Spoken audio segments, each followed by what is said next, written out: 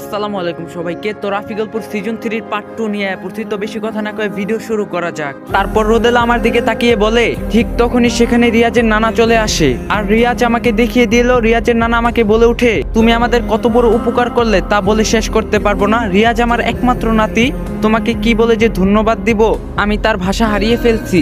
রাফি বলল, না ঠিক আছে, আমি ওকে রাস্তার পাশে বসে কাঁদতে দেখছিলাম আর সে বলল সে আপনাদেরকে নাকি হারিয়ে ফেলছে, তাই আপনাদের কাছে খুঁজে নিয়ে আসলাম। তখনই রিয়াজের মামাকে বলল, আপনার এই ঋণ আমি কোনোদিনও শোধ করতে পারবো না, আপনার নাম কি? রিয়াজ বলল, মা ওনার নাম রাফি আর আমরা কিন্তু এখন থেকে দুজন বন্ধু। রিয়াজের মা বলল, আমার নাম রোদেলা আর উনি হলেন আমার বাবা।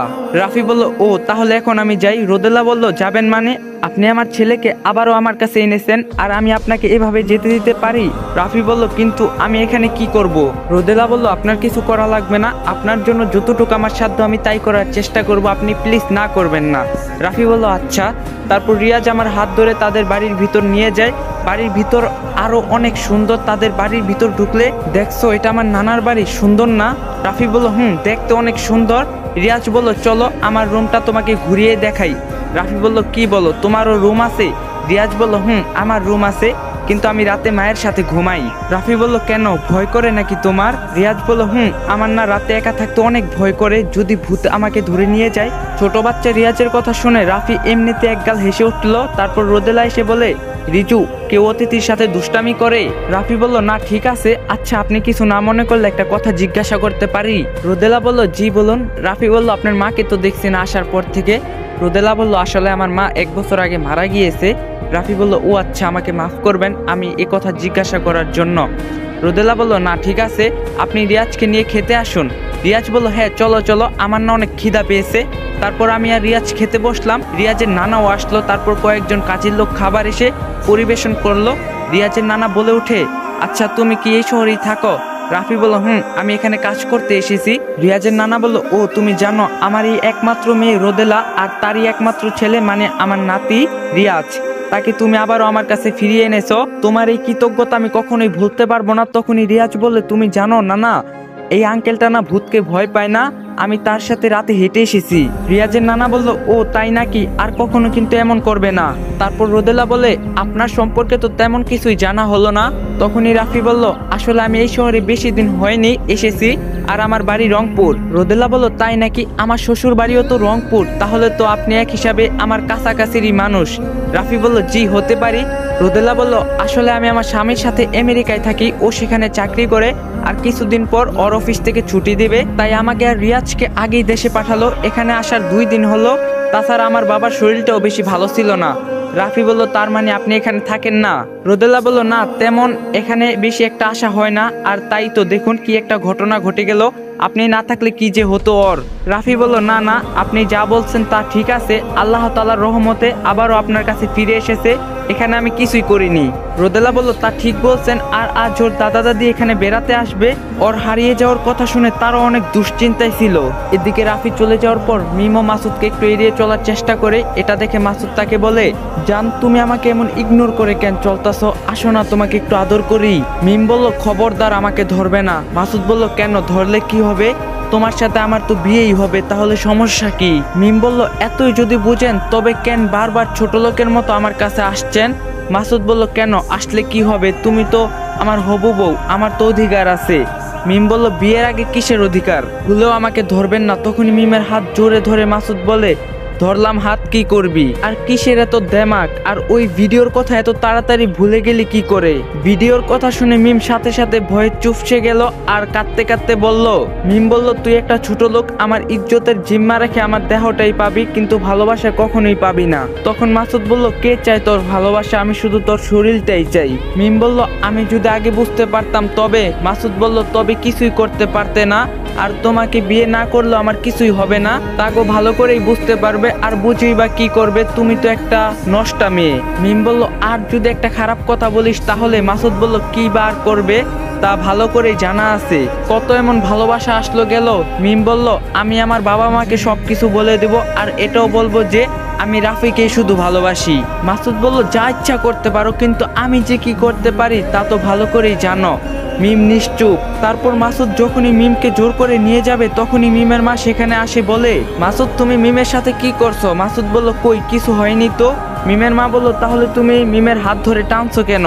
মাসুদ বলল, আসলে ওকে আমি বললাম চলো একটু বাইরে থেকে ঘুরে আসি, কিন্তু ও যেতেই চাচ্ছে না তাই। মিমের মা বলল, আচ্ছা না যেতে চাইলে জোর করার কোনো দরকার নাই। তারপর মিম সেখান থেকে দৌড়ে চলে গেল। তা দেখে মিমের মা একটু অবাক হয়। মিম তার রুমের দরজা আটকিয়ে কাঁদতে থাকে। সে তখন খাটের পাশে একটা টেডি বিয়ার দেখতে পায়, কিন্তু তাকে কে টেডি বিয়ার দিল? কারণ তার জন্মদিনে তো সবাই অনেক দামি দামি গিফট দেয়, তাহলে এটাকে তাকে উপহার দিল। তারপর সে তার পাশে একটা চিরকুট দেখলো। তারপর সে তা খুলে দেখলো কি যেন লেখা আছে সেখানে। তারপর সে পড়তে লাগলো, জানি না তুমি আমার এই লেখাগুলা পড়বে কিনা, তবু অযথা ভাবে লিখে গেলাম। যেদিন তোমাকে প্রথম ট্রেনে দেখছিলাম সেদিন তোমার জন্য মনে কোনো ভালোবাসা ছিল না আমার, কিন্তু যেদিন তুমি আমার মতো অসহায় কাউকে নিজের হাত তুলে খাওয়ালে সেই দিন থেকে তোমাকে পাগলের মতো ভালোবাসি। ঋতুকে অনেক ভালোবাসতাম, কিন্তু কখনো তাকে বলতে পারিনি বলে সে আমার মূল্যই বুঝিনি। সে তার মিথ্যা ভালোবাসা পাওয়ার জন্য আমাকে ধর্ষণকারী বানাতে একবারও ভাবিনি। তাই তো তোমাকে বলতে চাইনি, কারণ তুমি যদি আমার সাথে এমনটা করো, কিন্তু যেদিন বুঝতে পারলাম তুমি ছাড়া আমি বাঁচতে পারবো না সেদিন আর না বলে থাকতে পারলাম না, কিন্তু তা অনেক দেরি করে ফেলছি। জানি না তোমাকে আমি নিজের করে পাবো কিনা, কিন্তু এতটুক শুধু জানি আমার যেদিন নিজের হাত অচল ছিল সেদিন তোমার মাঝে আমি নিজের হাত খুঁজে পেয়েছি। যদি কখনো তোমাকে না পাই তবুও সারা জীবন তোমাকেই ভালোবেসে যাব। ইতি। এসব পরে মিম আরো কাঁদতে লাগলো, কারণ সেও রাফিকে অনেক ভালোবাসে, কিন্তু সে এখন কি করবে?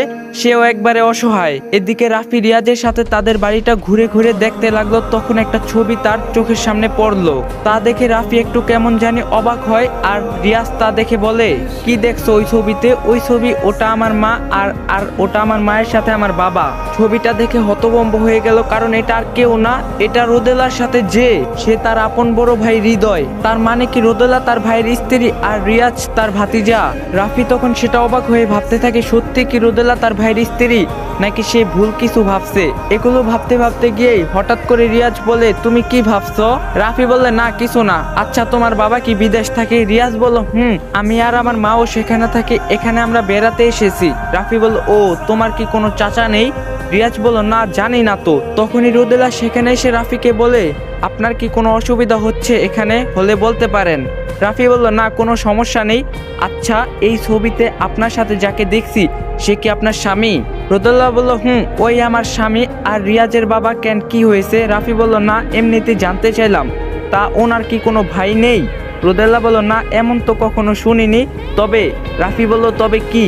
আসলে রিয়াজের বাবার সাথে আমার বিয়ে হওয়ার আগে থেকে সম্পর্ক ছিল, তবে সে বলতো যে তার একটা ছোট ভাই আছে, কিন্তু কোনোদিনও আমি তাকে দেখিনি, আর বিয়ের পর তো তার ব্যাপারে কোনো কথাই বলেনি। রাফি বলল, ও তা ভালো, এখন তাহলে আমি আসি, আপনাদের অনেক কষ্ট দিলাম। রোদেলা বলল, আসি মানে? আমি তো আপনার জন্য কিছুই করতে পারলাম না, আর আপনি বলছেন আপনি চলে যাবেন। রাফি বলল, তাহলে আমি এখানে থেকে কি করব? রোদেলা বলল, আপনার কিছু করা লাগবে না, আপনি এখানে আমাদের বাসায় অতিথি হিসাবে থাকবেন। রাফি বলল, তা কিন্তু কেমন করে হয়? আমি তো একজন অপরিচিত মানুষ, আর তাকে আপনি অতিথি হিসাবে থাকতে দিবেন? এটা কেমন যেন দেখায়, আপনি আবার কি মনে করেন? রোদেলা বলল, কেন থাকতে দিব না বলুন? যে আমার একমাত্র সন্তানকে আবার আমার বুকে ফিরিয়ে এনে দিয়েছে, তার জন্য তো আমি এতটুকু করতেই পারি। আপনি এখানে থাকবেন, আমি কোনো কিছুই মনে করব না। এই বলে রোদেলা সেখান থেকে চলে যায়, আর তার বিশ্বাসই হচ্ছে না যে সে তার ভাইয়ের স্ত্রীর বাড়িতে আছে, অথচ এক অন্য পরিচয়। কেউ জানে না এই রাফির আসল পরিচয়। হঠাৎ করে রাফির কেন জানি ঋতুর উপর আজ হঠাৎ রাগ হচ্ছে ভীষণ পরিমাণে, কিন্তু তার তো রাগ হওয়ার কথা না, কিন্তু কেন সে তবুও রাগ হচ্ছে? হয়তো তার মিথ্যা অপবাদের জন্য সে আজ সকলের কাছে অপরাধী, সবার কাছে অপরিচিত। এদিকে মাসুদ মিমের মার জন্য আজও মিমকে তার কাছে এনে তার ইচ্ছাটা পূরণ করতে পারলো না। তাই সে আজ মিমদের বাড়ি থেকে বাইরে এসে তার খারাপ বন্ধুদের সাথে নাইট ক্লাবে এসেছে।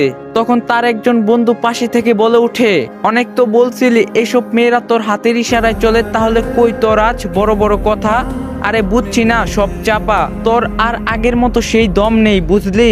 মাসুদ বলল, এই থাম তোরা, এমনিতে মেজাজ ভালো নেই, আর মেজাজ খারাপ করিস না। মাসুদের এমন চিৎকার শুনে বাকিরা সবাই চুপ হয়ে গেল। তারপর মাসুদ মদ খেতে খেতে নিশ্চুপ হয়ে যায় আর একটু পর বলে, শোন, আমি যা ফন্দি করছি তা দিয়ে চাইলে এখনই মিমকে তুলে নিয়ে আসতে পারি, বুঝলি? তা তুই কি ফন্দি করছিস দেখি যে এখনো কোনো কাজ হয় না, দেখ তাহলে এটা। এই বলে মাসুদ তার ফোনটা বের করে তার বন্ধুদেরকে যা দেখায় তা দেখে সবাই একবারে আকাশ থেকে পড়ে। এ তো মাসুদের সাথে মিমের শারীরিক সম্পর্ক করার সময়কার ভিডিও। তখন মাসুদের বন্ধু বলে ওঠে, কিরে মামা, তুই না বললি এখনো পাখি খাঁচার ভিতর ঢুকে নাই, আর এদিকে তো তুই দেখি কাজ সেরে ফেলছিস।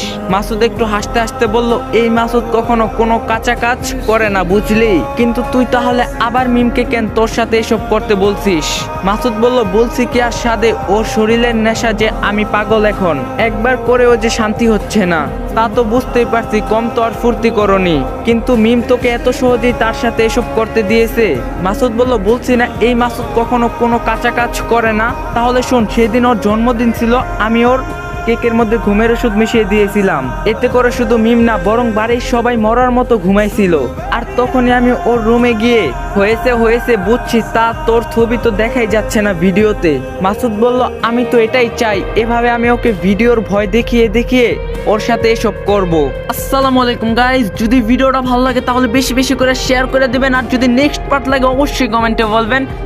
তো আজকের ভিডিও এই পর্যন্ত ছিল। সবাই ভালো থাকবেন, সুস্থ থাকবেন, আল্লাহ হাফেজ।